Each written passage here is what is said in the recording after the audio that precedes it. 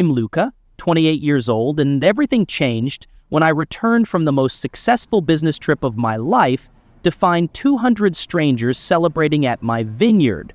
The Tokyo Wine Expo had gone better than I'd dreamed. 3 major distributors wanted to carry my wines internationally, and Mr. and Mrs. Takeda had made an offer on the property that would set me up for life. I'd spent the entire 14-hour flight home planning how to tell my family about the opportunities ahead, imagining their faces when I shared the news that our little family vineyard in Sonoma County was about to become something extraordinary.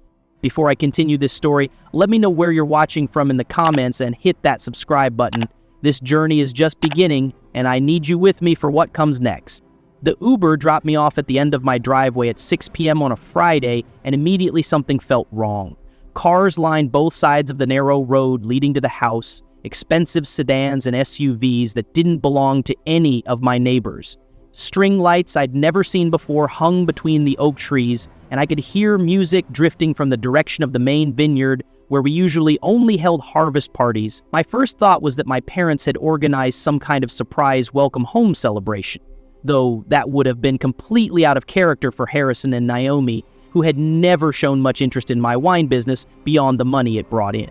I dragged my suitcase up the gravel path, exhaustion hitting me as the adrenaline from my successful trip began to fade.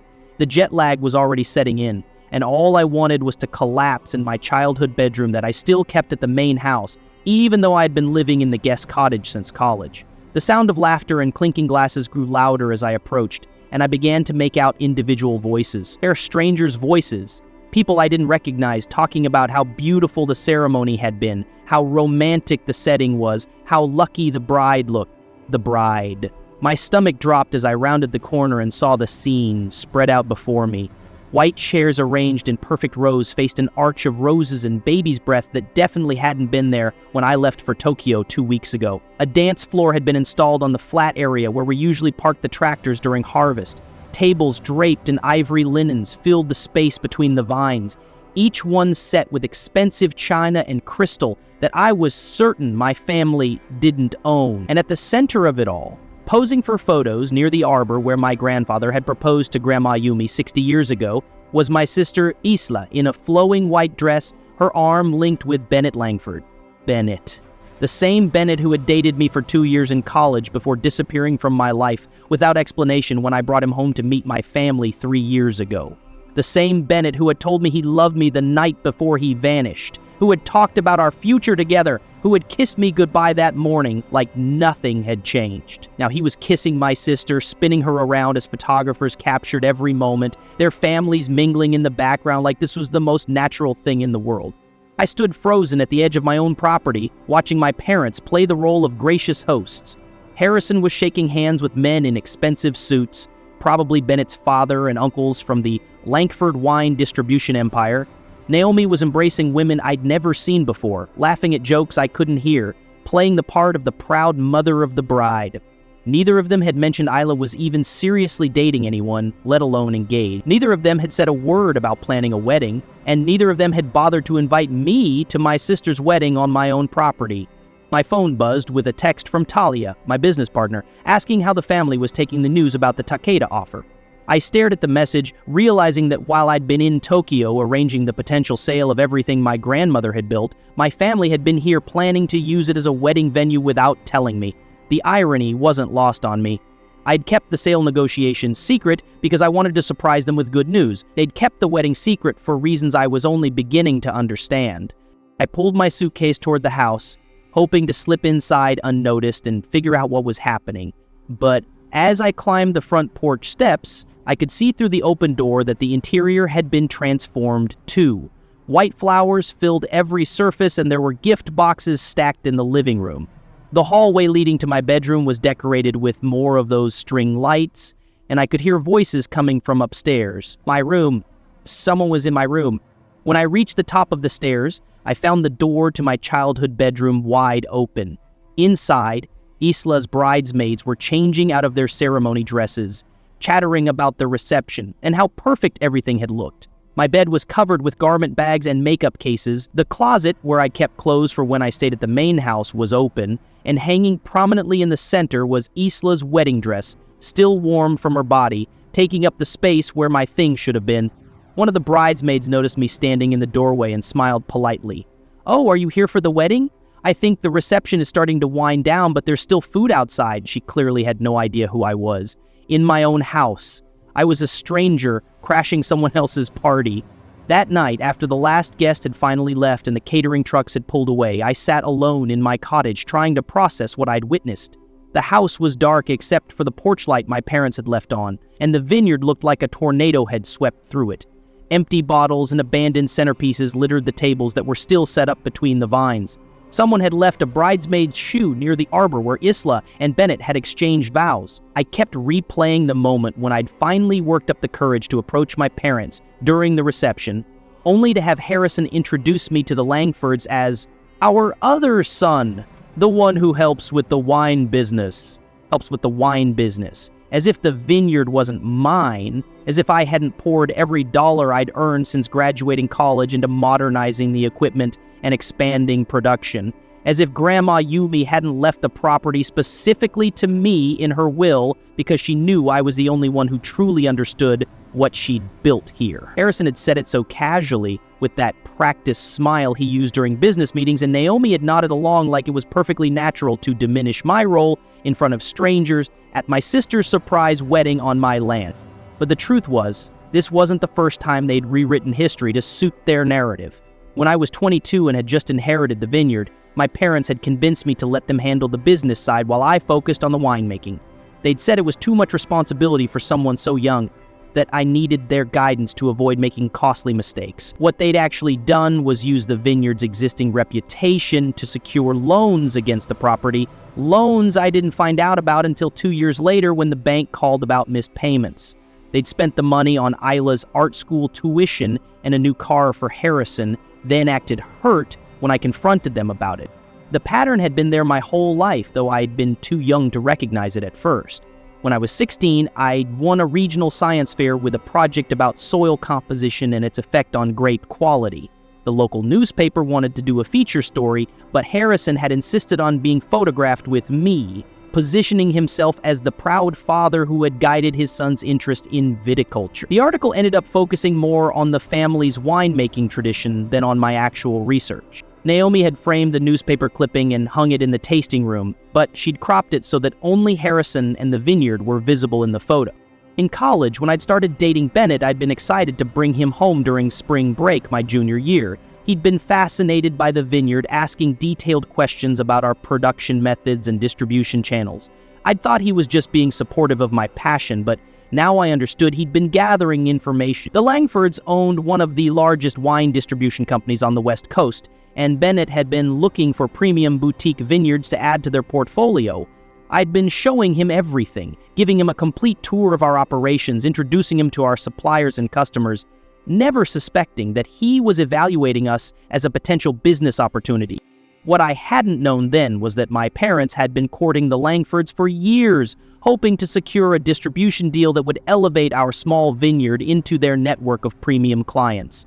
They'd invited Bennett's parents to visit that same weekend I'd brought him home, presenting it as a casual social gathering, but clearly intending it as a business meeting. I remembered feeling confused by how formal the dinner had been, how my parents had kept steering the conversation toward business topics, how they'd insisted on opening our best bottles from Grandma Yumi's private reserve.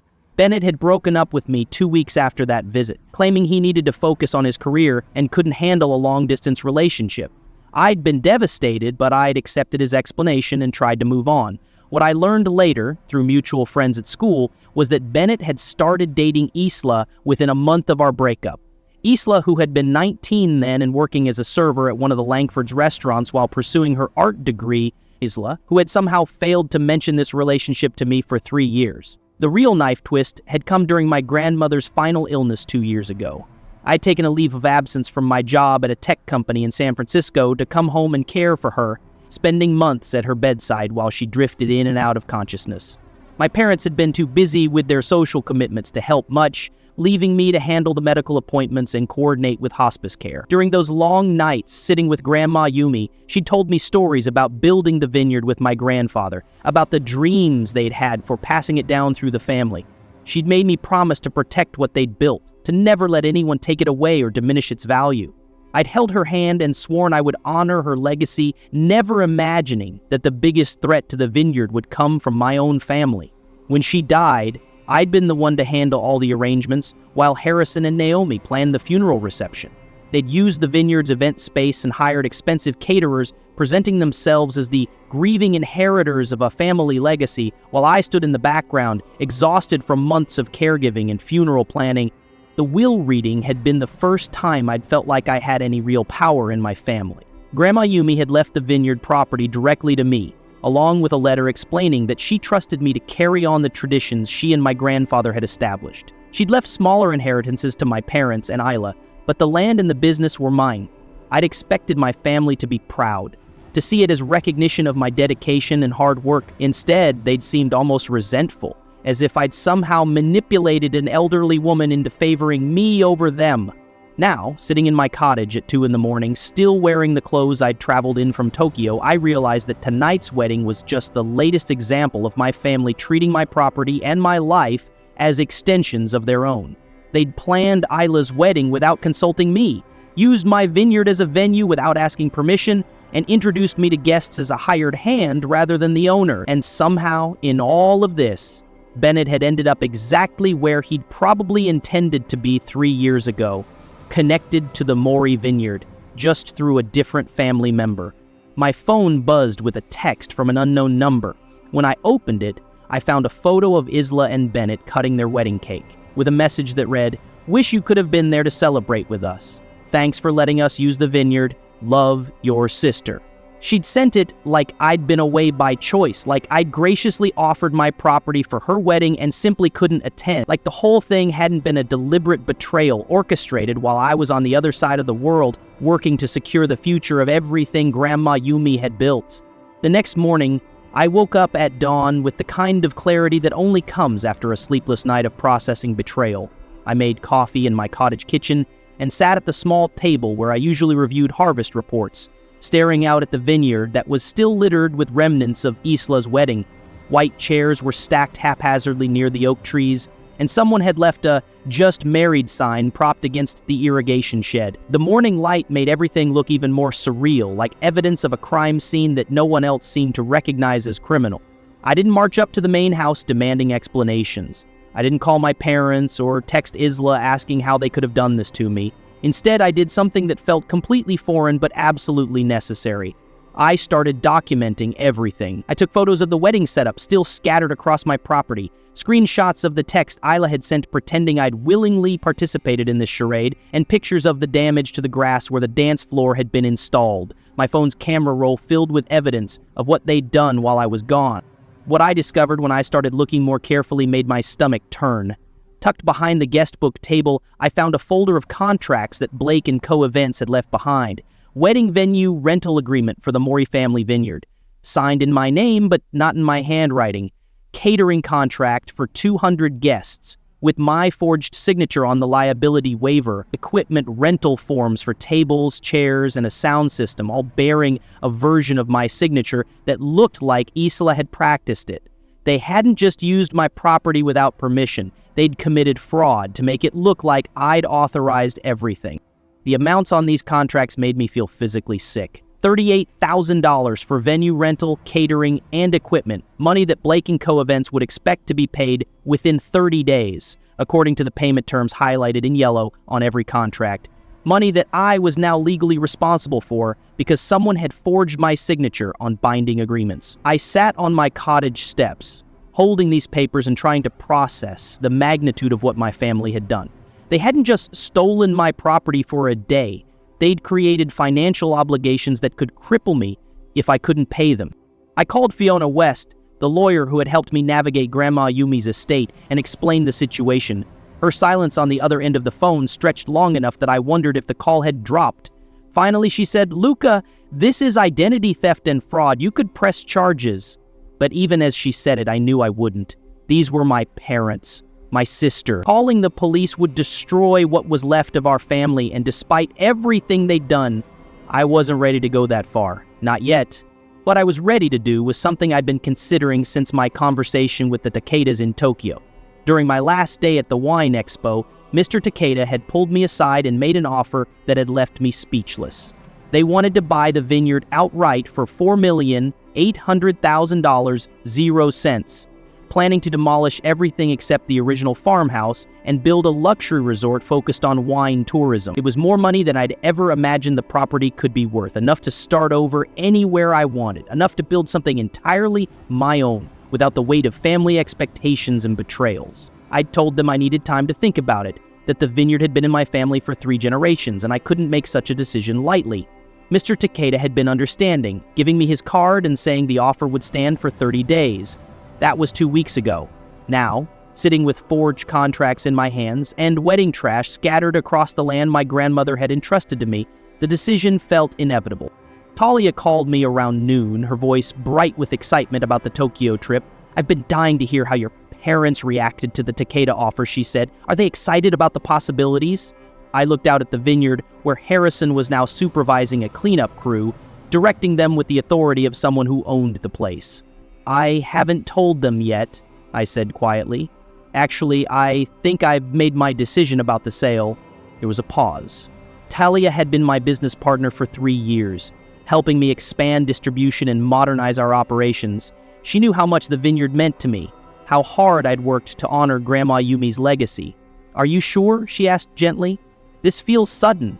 I told her about the wedding, about the forged contracts, about finding 200 strangers celebrating on my property while I was halfway around the world working to secure our future. When I finished, she was quiet for a long moment. "I'll call Mr. Takeda," she said finally. "How quickly do you want this to happen?" "As fast as legally possible," I replied, and saying it out loud felt like stepping off a cliff. There was no going back once I made this call, no way to undo what I was about to set in motion.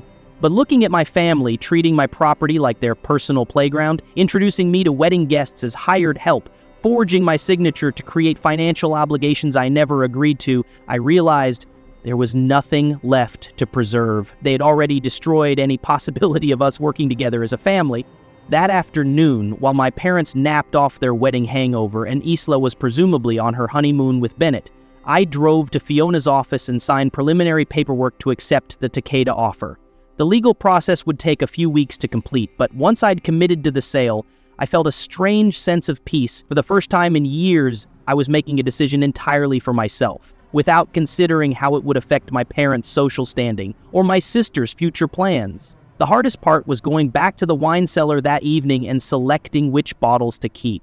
Grandma Yumi had taught me that wine was memory in liquid form, that each vintage captured not just the weather and soil of a particular year, but the hopes and dreams of the people who made it. I walked through rows of bottles that represented decades of my family's work, touching labels that told the story of good years and difficult ones, of celebrations and losses, of a legacy that was about to end.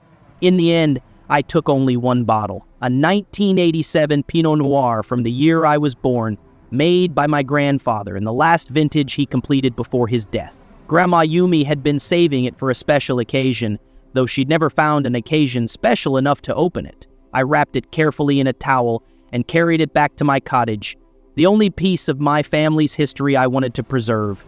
That night, I sat on my cottage porch with a glass of regular wine from our current production, watching the lights in the main house, where my parents were probably planning their next social event or discussing Isla's wedding photos. They had no idea that in a few weeks, there would be nothing left for them to plan or host or take credit for. They had no idea that their decision to use my property without permission had cost them everything they'd spent their lives trying to build on the foundation my grandparents had laid. I pulled out my phone and drafted a text to Mr. Takeda. "I accept your offer. Please proceed with the sale as quickly as possible." But I didn't send it immediately. Instead, I sat there holding my phone, feeling the weight of what I was about to do. Once I sent this message, everything would change. My family would lose the vineyard that had defined their identity for 3 generations. My parents would lose their social standing in the community. Ella would lose the romantic backdrop where she'd just gotten married, and I would lose the only home I'd ever known. But as I looked out at the vineyard, where wedding decorations still hung from the trees like ghosts of my family's betrayal, I realized I'd already lost everything that mattered. The home I thought I had was an illusion built on my willingness to accept being diminished and dismissed. The family legacy I'd been trying to preserve was one that had never included me as an equal partner. The future I'd been working toward was one where I would always be secondary to their needs and desires. I sent the text to Mr. Takeda and turned off my phone. Tomorrow, everything would begin to change, but tonight, I sat in the quiet darkness of my cottage, finally free from the weight of trying to earn love and respect from people who had never intended to give it to me. The moving trucks arrived at 6 in the morning on a Tuesday, 3 weeks after I'd signed the final paperwork with the Takedas. I'd deliberately scheduled everything for early morning, knowing my parents rarely woke before 8, and that Isla and Bennett were still on their extended honeymoon in Italy. The sound of diesel engines rumbling up the gravel driveway was the first indication my family had that their world was about to collapse. I watched from my cottage window as Harrison stumbled onto the front porch in his bathrobe, squinting at the convoy of trucks and workers who were already unloading equipment and setting up a staging area near the main house. Fiona had handled everything with the efficiency of someone who understood exactly what needed to happen. The sale had closed yesterday at 4 p.m. with the Takedas wiring the full $4,800,000 0 cents to my account within hours of signing. This morning, their demolition and construction crews were beginning the process of clearing the property for their luxury resort development. I'd kept only what I could fit in my car: some clothes, my laptop, a few books, and that single bottle of 1987 Pinot Noir wrapped carefully in a box on my passenger's seat. Harrison spotted me through my cottage window and came charging across the yard, his face red with confusion and rage. I met him at my front door, dressed and ready for the confrontation I'd been preparing for since I made the decision to sell. "What the hell is going on?" he demanded, gesturing toward the trucks. "Who are these people? Why are they on our property?" The possessive pronoun wasn't lost on me. Even now, even when legal documents proved otherwise, he couldn't acknowledge that the vineyard had been mine to sell. "The property sold yesterday," I said calmly, checking my watch. "The new owners are taking possession this morning. You and Mom have until noon to pack whatever you want to keep and vacate the premises." I'd prepared for this moment, rehearsed these words, but saying them out loud to my father's shocked face still felt surreal. Harrison stared at me like I was speaking a foreign language, his mouth opening and closing without sound. Behind him, I could see Naomi emerging from the house, pulling a cardigan over her nightgown as she tried to understand what was happening. "You can't sell the vineyard," Harrison said finally, his voice shaking. "This is our family's legacy. This is Grandma Yumi's life work. You have no right to destroy everything she built." The irony of him invoking my grandmother's memory was almost funny. Grandma Yumi had left the property to me specifically because she'd watched my parents treat it as their personal social club rather than a working vineyard. She'd seen how they took credit for my innovations and diminished my role in front of visitors. She'd known exactly what she was doing when she bypassed them in her will. "I had every right," I replied, pulling out my phone to show him the deed transfer documents that Fiona had emailed me. "Grandma Yumi left the vineyard to me. I owned it and I sold it. The Takedas paid $4,800,000, 0 cents, for the land and buildings." Harrison's face went white when he saw the amount. In 3 generations of family ownership, the vineyard had never generated that kind of money in a single transaction. It was more than my parents had probably seen in their entire lives, more than enough to start over anywhere I wanted. Naomi had reached us by then, and she grabbed Harrison's arm as she processed what I'd said. $4.8 million, she whispered. "Luca, honey, this is wonderful news. We can expand the business, maybe buy additional land in Napa, really build something special." She was already spending money that wasn't hers, already planning how to use my sale proceeds for her own dreams. The assumption that I would share the profits with them, that I would include them in my future plans, was so characteristic of how they'd always operated that I almost felt sorry for them. "The money is mine," I said quietly, "just like the vineyard was mine. You're not part of this decision, and you're not part of what comes next." Naomi's face crumpled as the reality hit her. They weren't going to be relocated to a bigger, better vineyard. They weren't going to be partners in some expanded wine empire. They were being evicted from the only home they'd known, cast out of the social circle that had defined their identity, stripped of the legacy they'd spent decades claiming as their own. "You can't do this to us," Naomi said, tears starting to form in her eyes. "We're your family. We raised you. We supported your dreams. We helped you build this business." The revisionist history was breathtaking. They'd supported my dreams by forging my signature on wedding contracts. They'd helped me build the business by taking loans against the property without telling me. They'd raised me by teaching me that love was conditional on my willingness to be diminished and dismissed. You supported yourselves, I corrected her. You used the vineyard for your social events, you took credit for my work, and you literally just hosted my sister's wedding here without inviting me or asking permission. You forged my signature on $38,000 worth of contracts that I'm now legally responsible for paying. That's not support, that's exploitation. I pulled out copies of the wedding contracts that I'd had Fiona review. These are fraud, by the way. I could have pressed charges. Harrison snatched the papers from my hand, scanning the forged signatures with growing horror. Isla said you'd given permission, he said weakly. She said you'd told her she could use the vineyard for the wedding. Even now, even faced with evidence of forgery, he was trying to find a way to make this my fault, to paint me as the unreasonable one who had somehow misunderstood the situation. I was in Tokyo, I said.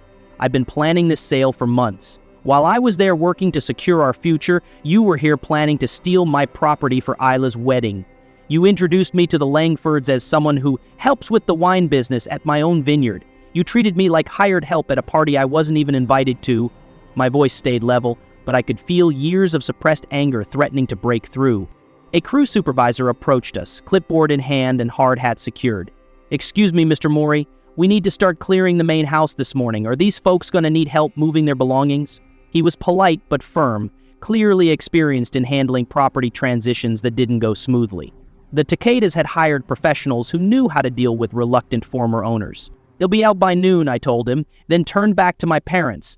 Fiona left information about storage facilities and temporary housing options on the kitchen counter. She also included contact information for social services if you need help finding permanent housing. I'd instructed my lawyer to be thorough but not cruel. My parents would have resources to help them transition, but they wouldn't have the luxury of time to negotiate or delay. "What about Isla?" Naomi asked desperately. "She's on her honeymoon. She doesn't even know what's happening. You can't just destroy her life while she's gone." The concern for my sister was touching, given that no one had worried about destroying my life while I was gone. But I'd already considered Isla's situation and made arrangements that were more generous than she deserved. "The cottage where I've been living is paid for through the end of the month," I said. "She and Bennett can stay there until they find their own place. It's fully furnished and has everything they need for a temporary home." I'd left the cottage exactly as it was, with dishes in the cabinets and linens on the bed. It would give the newlyweds a soft landing when they returned from Italy to find their carefully planned life in ruins. Harrison was reading through the demolition timeline on the crew supervisor's clipboard, his face growing paler with each item. "They're tearing down the house," he said numbly. "They're ripping out the vines. They're destroying everything." The Takedas had been clear about their plans from the beginning. They weren't buying a working vineyard. They were buying prime real estate for a luxury development. Every building except the original farmhouse would be demolished. Every vine would be uprooted. Every trace of the Mori family legacy would be erased. "Yes," I said simply. "That was always their plan. That's why they paid so much for the property. I could have sold to other winemakers who would have preserved the vineyard's character, but they'd offered significantly less money. The Takedas had paid premium prices specifically because they intended to start fresh, to build something entirely new on land that held no sentimental value for them.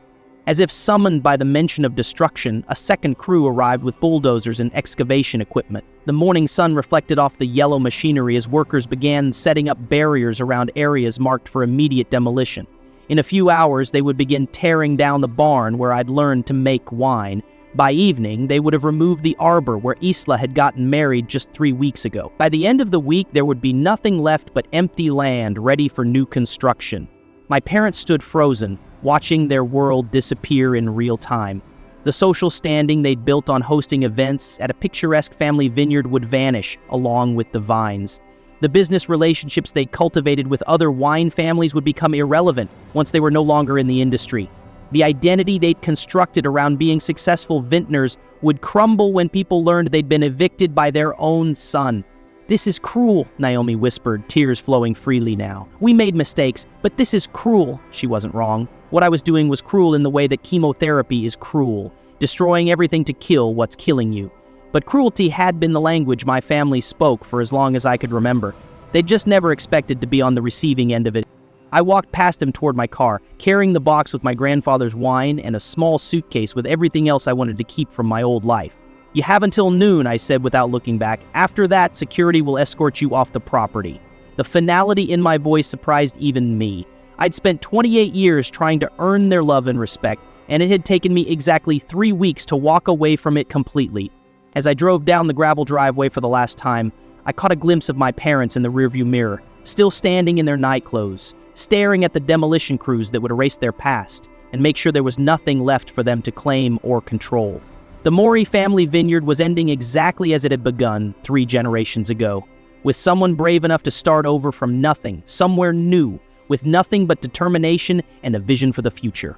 3 weeks of silence followed the sale, and in that silence, I watched my family's carefully constructed world collapse from 6,000 miles away.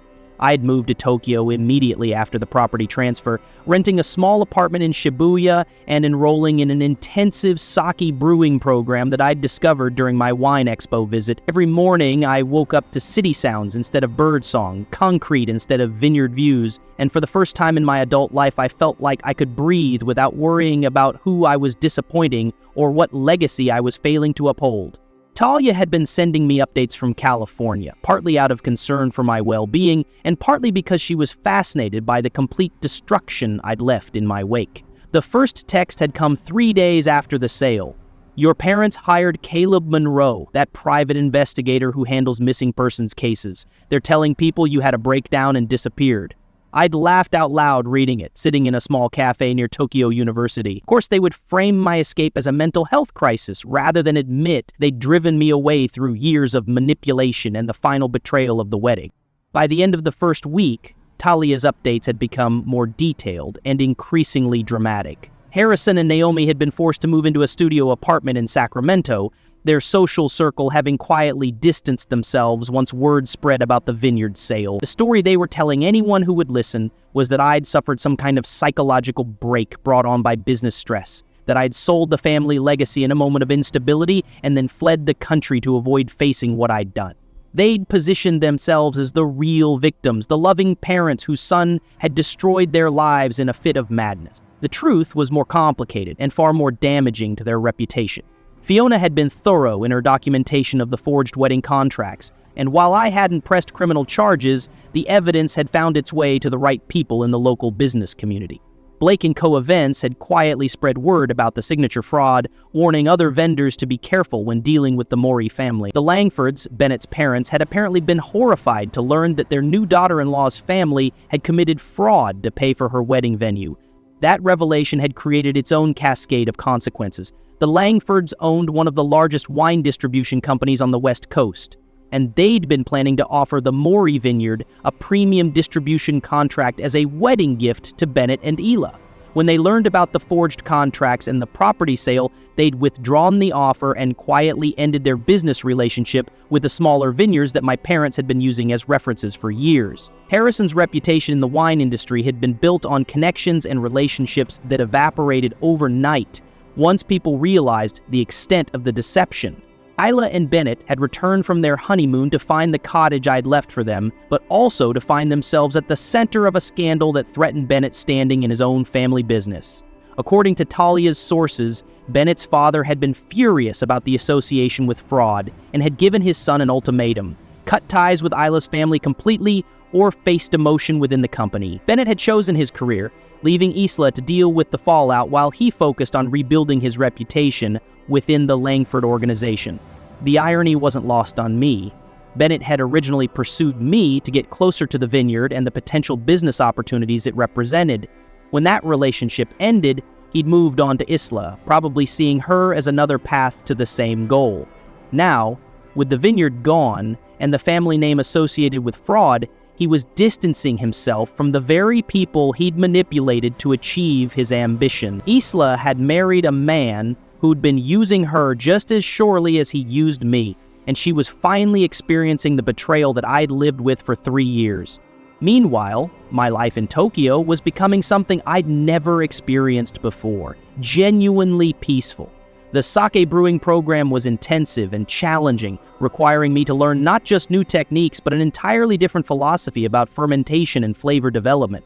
Ren Sato, who taught the Advanced Brewing Methods course, had become both a mentor and something approaching a friend. He was patient with my questions, encouraging about my progress, and refreshingly direct in a way that reminded me how exhausting it had been to navigate my family's constant undercurrents of manipulation and hidden agendas.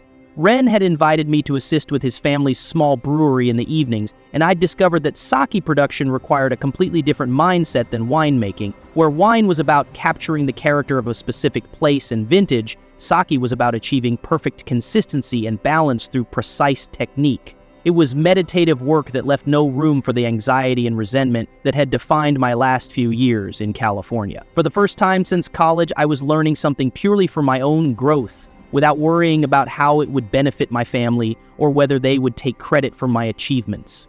The financial freedom from the Vineyard sale had given me options I'd never had before. I could afford to live modestly in Tokyo while pursuing my brewing education without worrying about rent or student loans. I could travel throughout Japan, visiting traditional breweries and learning regional techniques that had been passed down for generations. I could make decisions based entirely on what interested me rather than what would generate income or please other people. It was the first time in my adult life that I'd experienced true independence, and the relief was overwhelming. But the peace was interrupted regularly by my family's increasingly desperate attempts to contact me. Harrison had managed to track down my Tokyo phone number through some combination of persistence and private investigator work, leaving voicemails that ranged from angry to pleading to manipulative. "You've destroyed your mother's health," he'd said in one message. "She hasn't slept since you left. She cries every day thinking about what she did wrong." In another, "The family business is ruined, 3 generations of work gone because you couldn't handle a simple misunderstanding about Isla's wedding." Naomi's messages were even more calculated, designed to trigger the guilt and sense of responsibility that had controlled me for most of my life. "I don't understand how you could abandon your family like this," she'd said in a voicemail that Talia had warned me about before I listened to it. "We made mistakes, but family forgives. Family works through problems together. What you've done is selfish and cruel, and I hope you can live with yourself knowing how much pain you've caused people who love you." The attempts at emotional manipulation were so transparent that they almost felt like parody. These were the same people who had forged my signature to use my property without permission, who had introduced me as hired help at my own vineyard, who had dismissed my concerns about their financial irresponsibility for years. Now they wanted me to believe that I was the one causing pain, that I was the one breaking up the family, that I was the one who needed to make amends. Isa's messages were different, tinged with a desperation that suggested her new marriage was already showing cracks. "Luca, please call me back," she'd said in her most recent voicemail. "Bennett won't talk to me about what happened. His family treats me like I'm toxic. I need my brother right now.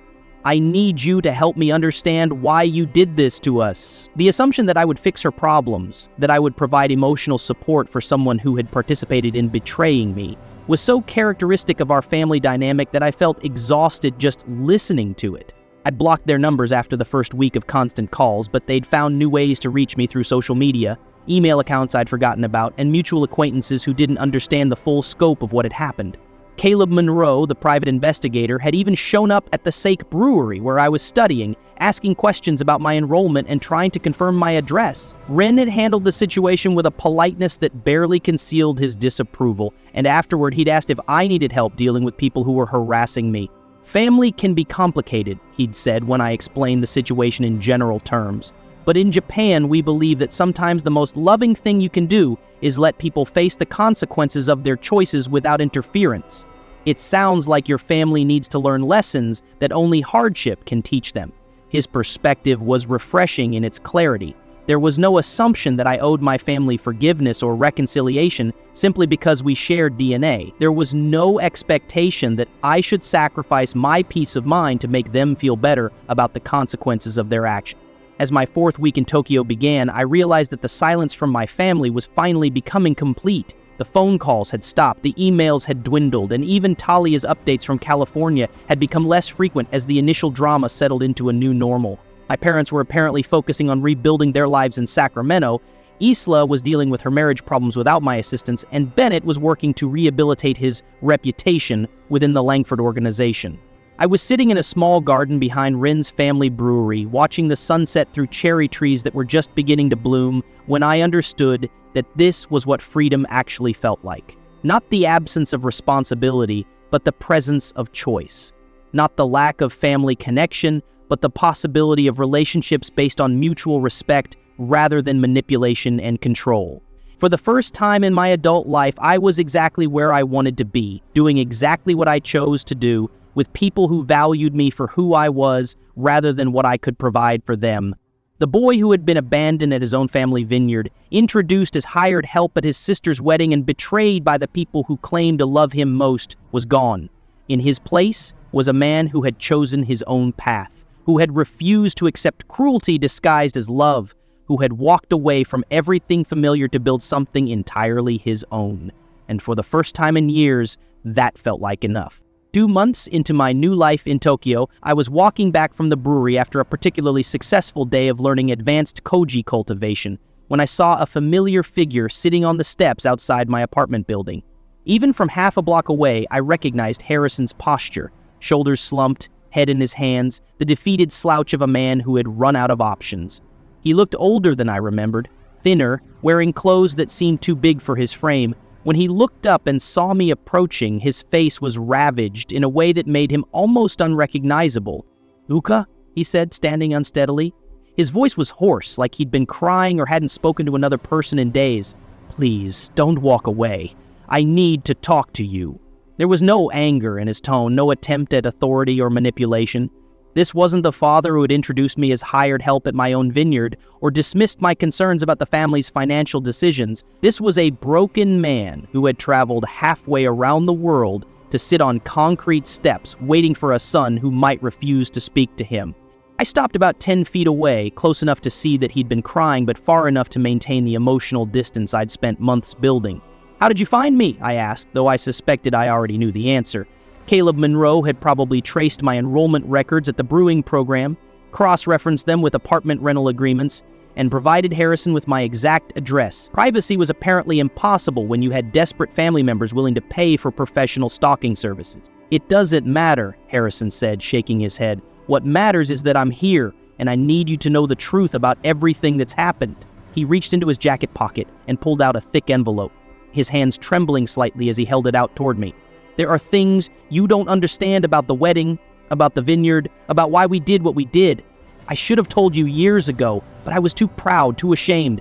I didn't take the envelope, but I didn't walk away either. Something in his demeanor was different from the manipulative voicemails and guilt-laden messages I'd been receiving for weeks. This wasn't calculated emotional manipulation designed to get me to come home and fix their problems. This was raw desperation from someone who had hit absolute bottom and had nothing left to lose by telling the truth. "The vineyard wasn't the only thing we lost when you sold it," Harrison continued, his voice breaking. "We lost everything, Luca. Everything we owned was tied up in that property, and when it was gone, it all came crashing down." He sat back down on the steps, suddenly looking too exhausted to remain standing. "I've been gambling for 12 years. Sports betting, poker games, casino trips to Nevada. I lost more money than you can imagine, and I used the vineyard as collateral to cover the debts." The confession hit me like a physical blow. 12 years of gambling addiction explained so much about my family's financial behavior that had never made sense. The mysterious loans against the vineyard property that I'd discovered years ago. The pressure to expand production and increase revenue despite market conditions that didn't support growth. The constant stress about money despite the vineyard's relatively stable income. Harrison had been feeding a gambling addiction with my inheritance, using my grandmother's legacy as his personal credit line. "The wedding wasn't just Isla being thoughtless," he continued, pulling papers from the envelope with shaking hands. "Bennett's family had agreed to invest in the vineyard to help us expand into premium distribution. But they wanted to see our books first, wanted to understand our financial position before committing to a partnership." He handed me a letter with the Langford Company letterhead dated 2 weeks before Isla's wedding, finances right after the honeymoon. I took the letter and read it quickly, my stomach sinking as I understood the implications. The Langfords had been planning to invest serious money in the vineyard's expansion, but their due diligence process would have immediately revealed Harrison's gambling debts and the questionable loans against the property. The wedding had been rushed not because of romantic impulse, but because Harrison needed the Langford investment to cover his gambling losses before his creditors started seizing assets. We thought if Bennett married Isla first, if he was part of the family, they might be more forgiving about the financial irregularities, Harrison said, his voice barely above a whisper. We thought we could present it as temporary cash flow problems rather than systematic fraud. We thought family loyalty would make them willing to help us restructure the debts. The plan was breathtakingly naive and manipulative, using my sister's marriage as a shield against the consequences of Harrison's addiction. So you forged my signature on the wedding contracts because you couldn't afford to pay for the venue rental anywhere else, I said, the pieces finally clicking into place. You used my property and my legal liability to throw a wedding designed to cover up your gambling debts. The violation felt even worse now that I understood the calculation behind it. They hadn't just stolen my property for a celebration. They'd used it as part of an elaborate deception to avoid facing the consequences of 12 years of addiction and financial irresponsibility. Harrison nodded miserably. We were going to tell you everything after the investment went through. We were going to use the Langford money to pay back what I'd borrowed against the Vineyard, and then we were going to get help for the gambling problem. We thought we could fix everything without you ever having to know how bad it had gotten. The rationalization was classic addictive thinking. Elaborate schemes to avoid consequences, promises of future reform that never materialized, using other people's resources to enable continued destructive behavior. What about Mom? I asked, though I dreaded the answer. Naomi's behavior over the years suddenly made more sense if she'd been dealing with the stress of covering for an addicted spouse. The mood swings, the prescription medications I'd occasionally noticed in their bathroom cabinet, the way she'd seemed increasingly desperate to maintain their social standing despite obvious financial strain. She's been taking anxiety medication for years, Harrison admitted. Prescription pills, but more than the doctors recommended. She couldn't handle the stress of not knowing when I'd lose everything, of lying to friends and family about why we were always struggling despite the Vineyard's success. When you sold the property and cut us off, she tried to hurt herself, Luca. She's in a residential treatment facility now, trying to get clean. The news about Naomi's suicide attempt and drug addiction should have devastated me, but instead I felt a strange numbness. These weren't the parents I'd been trying to please and appease for 28 years. These were strangers whose entire relationship with me had been built on lies and manipulation designed to hide their addictions and enable their destructive behavior. Every family dinner, every conversation about the Vineyard's future, every moment of supposed togetherness had been contaminated by secrets that made genuine connection impossible. Isa doesn't know any of this, Harrison continued. She thinks the gambling started after you left, that your abandonment drove me to destructive behavior. She thinks Naomi's problems are grief over losing her son. She has no idea that her entire wedding was orchestrated to cover up financial crimes, or that Bennett married her as part of a business strategy rather than genuine love. I looked at my father sitting on the steps of my Tokyo apartment building, broken and desperate and finally honest, and felt something shift inside me. Not forgiveness, exactly, but a kind of exhausted recognition that the man who had shaped my childhood through criticism and manipulation was himself a victim of addictions that had destroyed his judgment and moral compass. Harrison wasn't a calculating villain who had set out to hurt me. He was a sick man who had made increasingly desperate choices to avoid facing the consequences of his disease. What do you want from me? I asked quietly. Do you want money to pay for treatment? Do you want me to come back and help rebuild what you destroyed? Do you want me to pretend that understanding why you did these things somehow makes them forgivable? I wasn't angry anymore, but I wasn't sympathetic either. Understanding the reasons behind someone's destructive behavior didn't create an obligation to enable their recovery or fix the damage they'd caused. I want you to know that none of it was your fault, Harrison said, tears streaming down his face. I want you to know that when we diminished your role in the Vineyard, when we took credit for your work, when we treated you like you weren't good enough to be a full partner, it was never about you. It was about our shame over what we were hiding. We couldn't let you get too close to the business because you would have discovered the gambling debts and the illegal loans. The explanation was probably meant to be comforting, but it felt like another violation. Even their cruelty toward me had been about them, about protecting their secrets, rather than any genuine belief that I was inadequate or unworthy. I'd spent years internalizing their criticism, wondering what was wrong with me that made my own family treat me as secondary and disposable. Now I learned that their treatment of me had been a calculated strategy to prevent me from discovering their addictions and financial crimes. "I'm glad you told me," I said finally, and I meant it. Understanding the truth behind my family's behavior had lifted a weight I hadn't realized I was carrying. I wasn't the damaged, inadequate son who had failed to earn his family's love and respect. I was the collateral damage of two people's untreated addictions, the scapegoat whose marginalization had enabled years of destructive behavior. "But this doesn't change anything," I continued, watching Harrison's face crumple as he realized I wasn't going to offer rescue or reconciliation. "You chose to hide your problems instead of getting help. You chose to use my inheritance to enable your gambling. You chose to forge my signature and steal my property to cover up your crimes. Understanding why you made those choices doesn't erase the harm they caused or create an obligation for me to fix the consequences." Harrison stared at me for a long moment, perhaps finally understanding that the son he'd raised to absorb blame and solve problems was gone.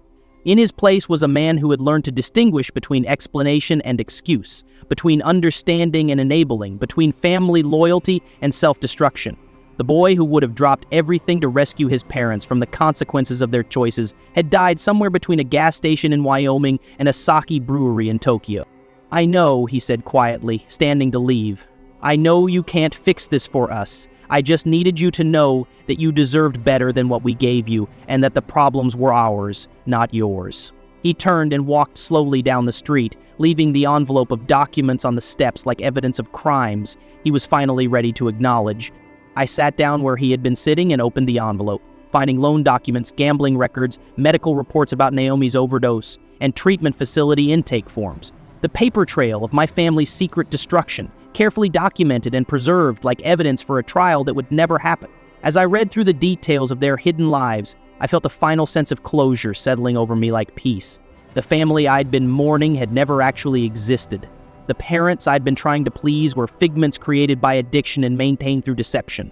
The love I'd been seeking was impossible because the people I'd been seeking it from were too sick to give genuine affection to anyone, including themselves. Understanding this didn't hurt the way I'd expected it to. Instead, it felt like permission to stop grieving for something that had never been real.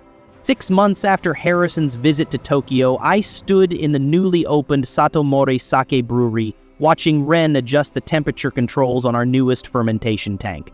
The hyphenated name on our business license still felt surreal, a symbol of partnership and mutual respect that I'd never experienced in my previous life. We'd spent the morning training our first employee, a young woman named Yuki, who had the same passionate curiosity about fermentation that I remembered having about wine before my family had turned it into a source of stress and disappointment.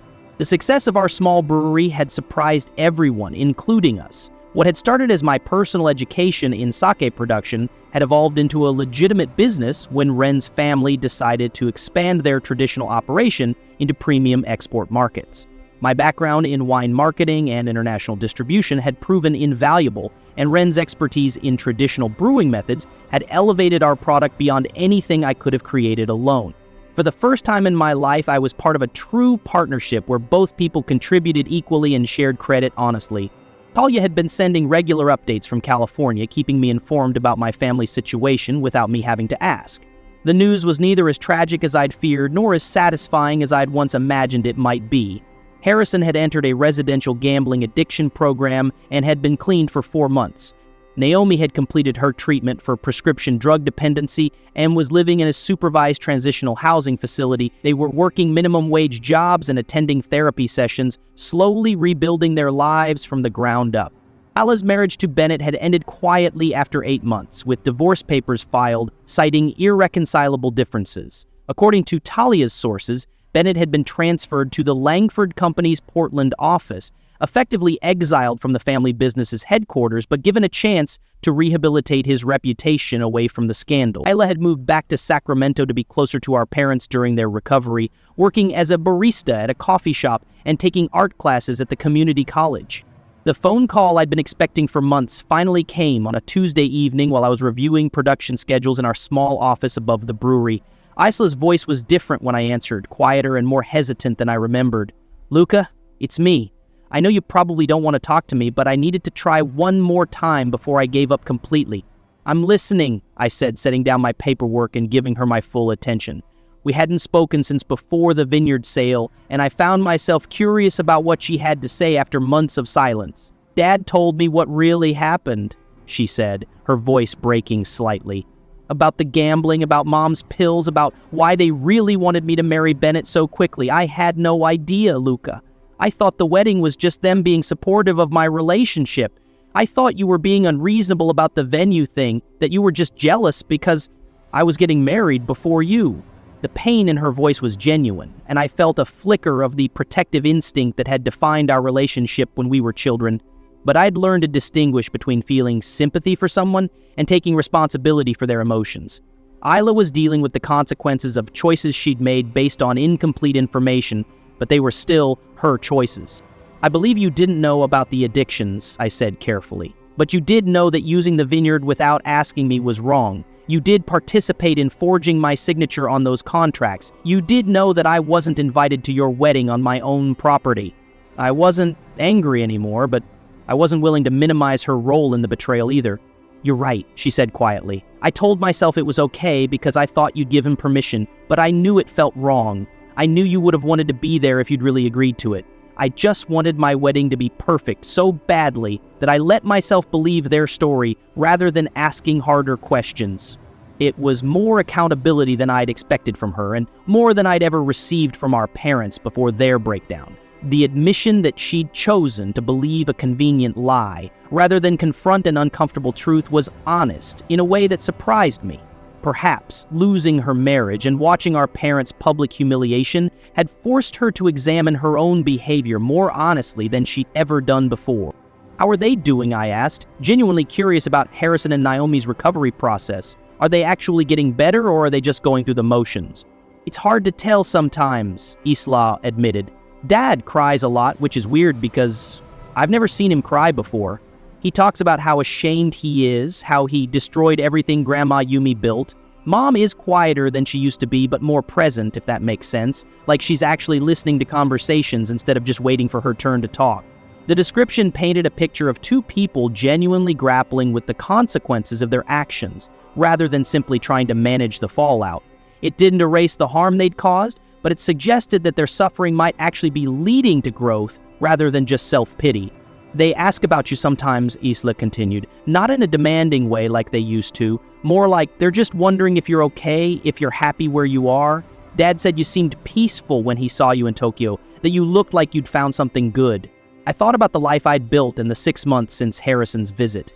The brewery was thriving, my partnership with Ren was based on mutual respect and shared goals, and I'd developed friendships within Tokyo's international community that felt genuine and uncomplicated. I woke up each morning looking forward to the day's work instead of dreading family obligations or worrying about hidden agendas. "I am happy," I told Isla.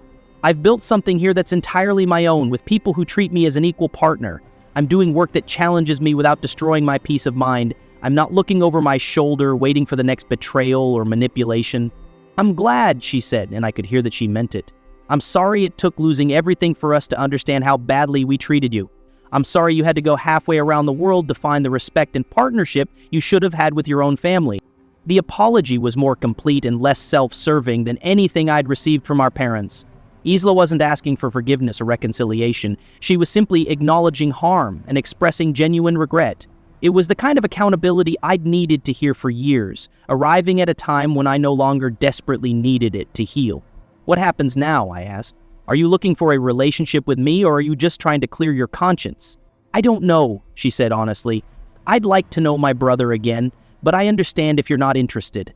I understand if what we did was unforgivable, if you need to keep us out of your life to protect your peace. I just wanted you to know that I see clearly now what I couldn't see before, and I'm sorry for my part in it." We talked for another 20 minutes, catching up on the basic facts of our current lives without making any commitments about future contact.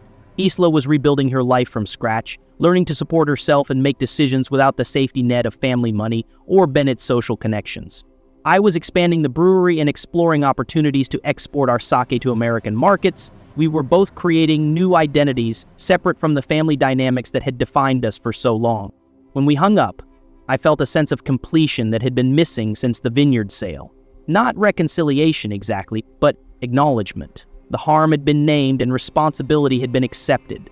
The door was open for future relationship if we both chose to walk through it, but there was no pressure or expectation that we would. 3 weeks later, I received a package in the mail with no return address, postmarked from Sacramento. Inside was a small wooden box that I recognized immediately, the container where Grandma Yumi had kept her most precious sake cups, the ones she'd brought from Japan as a young bride. Tucked inside was a handwritten note from Naomi. "Luca," it read, "I found these while cleaning out storage.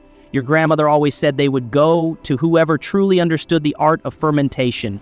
She would be proud of what you've built in Tokyo. With love and deep regret for the mother I should have been, Mom." I held one of the delicate ceramic cups up to the light, remembering the stories Grandma Yumi had told me about drinking sake with my grandfather on their wedding night, about the ceremonies they'd shared during their first harvest in California.